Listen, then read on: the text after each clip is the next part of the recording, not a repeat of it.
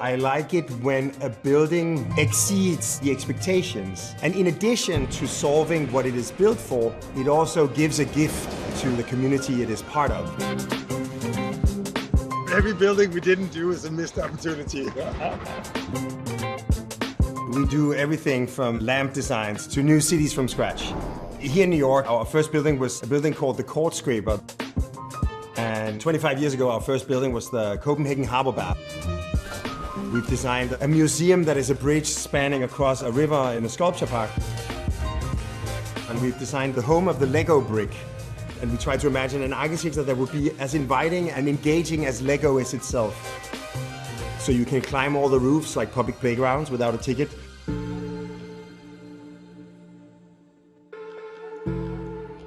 This is sort of the library where we somehow archive and store the sketch models for every project. I met Stephen Rockefeller, and they were involved in creating the Rose Rock Financial Center in Tianjin.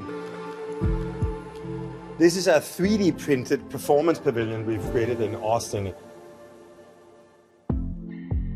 We are in the process of finishing this very large project that started right after Hurricane Sandy, which we've nicknamed the dry line. Essentially, imagine the high line that will keep Manhattan dry when the next Sandy comes.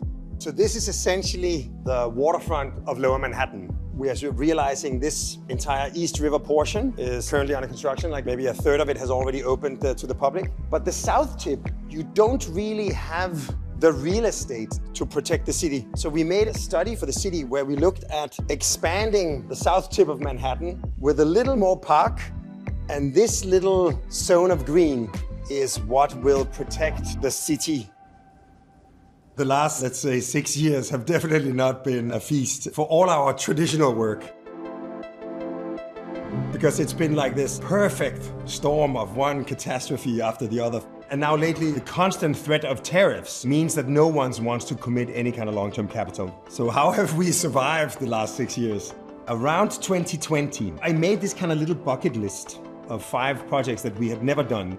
And we kind of committed to say that every year we should be willing to over-invest 25% of our EBIT in trying to win one of these. And interestingly, just 2 years later, we won our first airport, the airport of Zurich. It's going to be the largest timber building on Earth. We won the Philharmonic in Prague.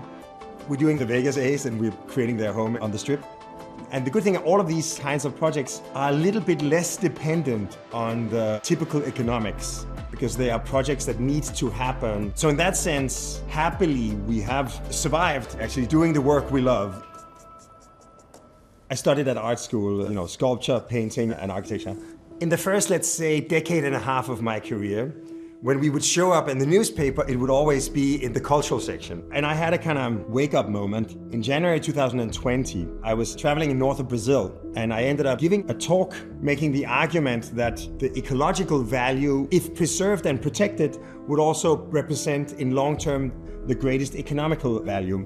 And of course, the president at the time in 2020 was Jair Bolsonaro. That photo of everybody in the meeting quickly gets cropped to me and Bolsonaro standing next to each other. And then all of the media explodes. It's almost like guilty by association. And it kind of shocked me that anyone would care who I met with. And in the end, I kind of came to the conclusion that I would like to be involved in important issues. I might actually have real insights for the powerful decision makers to actually make the right choices. And I think the lesson is that you have now graduated from the cultural section to the grown-up section that's about politics and economics. I cannot imagine anything more rewarding than literally creating the world of your dreams. Running a business is the necessary side effect. I need a lot of skilled colleagues, talented human beings to make all this happen. And as a result, we are now like more than 800 people working together. I would hope that our buildings somehow make people aware that your physical environment, it can also create this opportunity. This idea allowing people to realize that the world can be more. We actually, as human beings, have the possibility and the responsibility to make sure that it actually does fit to the way that we would like to live our lives today.